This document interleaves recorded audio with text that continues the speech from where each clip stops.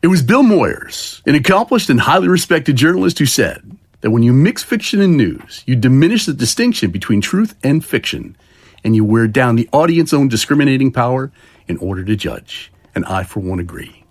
Hi there, this is Gary Ryan Blair, and in this message titled, "The Death of Media is Inevitable and Undeniable," I'm going to explain why a horrible end to the current media establishment is so much better than the endless horror the media has been serving up to each one of us.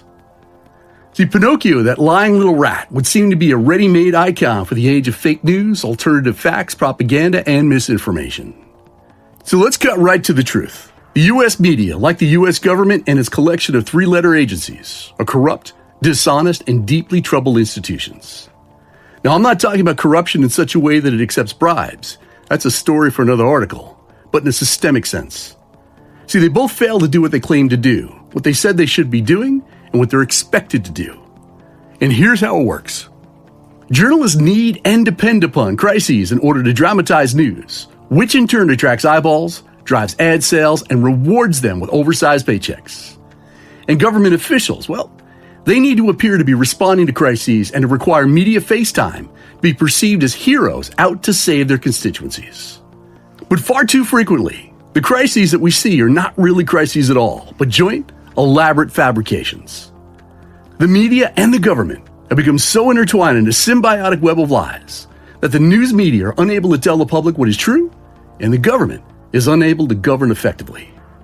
And in the long run, if they continue to operate in the manner just as I described, which they will, there is solid reason for concern with the survival of both institutions. And when the system does fall, when the eyeballs, when the ad sales and the big paychecks go away, the blame will be explained away as technological shifts towards mobile devices and on-demand consumptions. And this is another big lie. See, the online media has already showed their hand, and they too are driven by manipulation, by deception, myth-making, and self-interest. And the truth of their failures lies within and is best summarized in Shakespeare's play, Julius Caesar, Act 1, Scene 2, lines 135 to 141, where he said, "The fault, dear Brutus, is not in our stars, but in ourselves, that we are underlings." So let me close with some very good news, and that is this, is that the death of media is indeed, it is inevitable and it is undeniable.